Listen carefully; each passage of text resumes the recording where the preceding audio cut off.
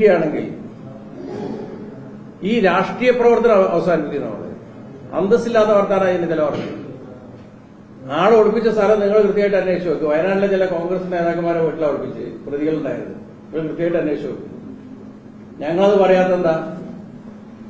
ഇതേതെങ്കിലും ഒരാളുടെ ബന്ധുവായി പോയി മറ്റേതായി പോയി എന്ന് പറഞ്ഞിട്ട് ഏതെങ്കിലും ഒരാളേലും വീട്ടിൽ പോയി എന്നുള്ളതുകൊണ്ട് അതിന്റെ രാഷ്ട്രീയത്തെ ഇതിന് കണക്ട് ചെയ്യേണ്ട കാര്യമില്ല. രാഷ്ട്രീയത്തെ കണക്ട് ഈ സംഭവത്തിന്റെ വസ്തുതകളെ വെച്ചുകൊണ്ടാണ് കാര്യങ്ങൾ ചെയ്യേണ്ടത്. അതിനവർ ചെന്നിത്തല സി പി എം ഹൗസിൽ ഏതെങ്കിലും ഒരു പ്രതി ഇതുമായി ബന്ധപ്പെട്ട് വന്നിട്ടുണ്ട്, ചെന്നിത്തല തെളിയിക്കട്ടെ. എന്ത് അടിസ്ഥാനത്തിലാണ് പറയുന്നത്? ഈ വിഷയത്തെ ഏത് അടിസ്ഥാനത്തിലാണ് രാഷ്ട്രീയവൽക്കരിക്കുന്നത്? CPM ഏത് തരത്തിലാണ് അതിൽ ഇടപെട്ടത്? ഒരു കാര്യം പറയട്ടെ, SFIന്റെ ഏറ്റവും ആദ്യം നിലപാട് സ്വീകരിച്ച വിദ്യാർത്ഥി സംഘടന SFI ആണ്. കൃത്യമായിട്ട് ഏറ്റവും ആദ്യം നിലപാട് സ്വീകരിക്കും. ആ കോളേജ് ഞങ്ങൾ എതിർക്കുന്ന ഏത് കാര്യത്തിലാണ്? അവിടെ കുറ്റവാളികളായ ആളുകളുണ്ടെങ്കിൽ, കുട്ടികളുണ്ടെങ്കിൽ അവരെ അറസ്റ്റ് ചെയ്യണം, ശിക്ഷിക്കണം. പക്ഷെ എന്താ സ്വീകരിച്ച നിലപാട്? യൂണിവേഴ്സിറ്റി അതിലെ മുഴുവൻ വിദ്യാർത്ഥികളും എന്തോ കുറ്റം ചെയ്യുന്നവരാണ്. അത് പ്രത്യേകിച്ച് പൂക്കോട് ക്യാമ്പസിലെ മുഴുവൻ കുട്ടികളും മയക്കുമരുന്നിന് അടിമകളായ ആളുകളെ പോലെയാണ് സംസാരിച്ചുകൊണ്ടിരിക്കുന്നത്. UDFന്റെ ആളുകൾ സംസാരിക്കുന്നത്, ഉത്തരവാദപ്പെട്ടവരാണ് സംസാരിക്കുന്നത്.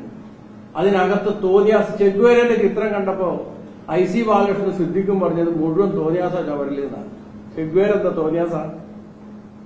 ചെഗ്വേരനെ കാണുമ്പോൾ സിദ്ദിഖിന് അലർജി ഉണ്ടാവും.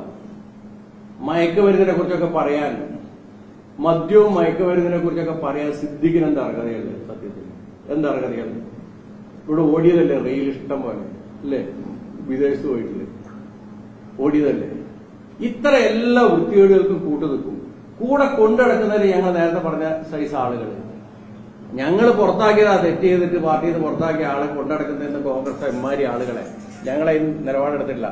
SFI യൂണിറ്റ് സെക്രട്ടറി സംബന്ധിച്ച് SFI എടുത്ത നിലപാടെന്താ? അവർ കൃത്യമായി പറഞ്ഞില്ലേ, അയാളെ പുറത്താക്കി. കാരണം എന്താ? അയാൾ ഇതിൽ എത്ര കണ്ട് കുറ്റം ചെയ്തു എന്നുള്ളത് മുഴുവൻ SFIക്കാർക്ക് മനസ്സിലായിട്ടല്ല.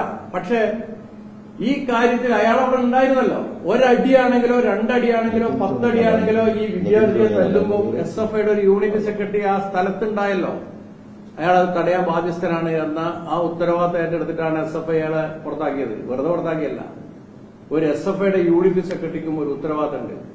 ഇത്തരം സന്ദർഭങ്ങൾ ഉണ്ടാകുമ്പോൾ അവിടെ ഉയർന്ന് പ്രവർത്തിക്കുക എന്ന് പറയുന്നത് നേതൃത്വത്തിലിരിക്കുന്നവരുടെ ബാധ്യതയാണ്. ആ ബാധ്യത നിറവേറ്റിയിട്ടില്ല കൃത്യമായിട്ട്. ഇയാൾ അടിച്ചോ അടിച്ചില്ലയോ എന്നുള്ളത് പോലീസ് അന്വേഷണം നടത്തി അവസാനമല്ലേ നമുക്ക് പറയാൻ പറ്റുള്ളൂ. പക്ഷെ അങ്ങനെയുള്ള ഉത്തരവാദിത്തം പോലും നിർവഹിച്ചില്ല എന്ന കാരണം കൊണ്ട് SFI ആ നിമിഷം തന്നെ അറിഞ്ഞ ഉടനെ തന്നെ അയാളെ പുറത്താക്കിയല്ലോ. അയാളെ ഉൾപ്പെടെയുള്ള SFI ബന്ധമുള്ളവരൊക്കെ പുറത്താക്കി. ഒരാളെ പോലും സംരക്ഷിച്ചില്ല. അതാണ് SFI സ്വീകരിച്ച നിലപാട്. CPM ഏതെങ്കിലും ഒരു തരത്തിൽ ഇപ്പൊ ഞങ്ങളവിടെ തെരഞ്ഞെടുപ്പ് സമയത്ത് പോയിരുന്നു. ഇതിന്റെ പ്രശ്നങ്ങൾ നടക്കുമ്പോഴാണ് അവിടുത്തെ യൂണിവേഴ്സിറ്റി മാനേജ്മെന്റ് കൌൺസിലിലേക്ക് തെരഞ്ഞെടുപ്പ് നടന്നത്. ഞാൻ അവിടുത്തെ യൂണിയന്റെ പ്രസിഡന്റാണ്. CIT യൂണിയന്റെ, തൊഴിലാളികളുടെ യൂണിയന്റെ, ഫാം വർക്കേഴ്സ് യൂണിയന്റെ പ്രസിഡന്റാണ് ഞാൻ. അപ്പൊ ഞങ്ങൾക്ക് ഇടപെടാതിരിക്കാൻ കഴിയില്ല. അതിന് ഞങ്ങൾ എല്ലാവരും പോയിട്ടുണ്ട് അവിടെ. കാരണം തെരഞ്ഞെടുപ്പാണ്. 27-ന് തെരഞ്ഞെടുപ്പായിരുന്നു. 22-ന് വെച്ച തെരഞ്ഞെടുപ്പ് 27-ലേക്ക് മാറ്റി വെച്ചാണ്. പിന്നെ അത് 29-നാണ് വോട്ടെണ്ണൽ ഉണ്ടായത്. ഈ രണ്ട് സന്ദർഭത്തിലും ഞങ്ങളവിടെ പോയിട്ടുണ്ട് ബന്ധപ്പെട്ട്. പക്ഷെ ഈ കാര്യത്തിൽ ഞങ്ങൾക്ക് വ്യത്യസ്തമായിട്ടുള്ള ഒരു നിലപാട്, ഗവൺമെന്റ് സ്വീകരിച്ച നിലപാട്, അതിന്റെ അന്വേഷണം, അതിൽ നിന്ന് വ്യത്യസ്തമായ ഒരു നിലപാട് ഞങ്ങൾ എടുത്തിട്ടില്ല.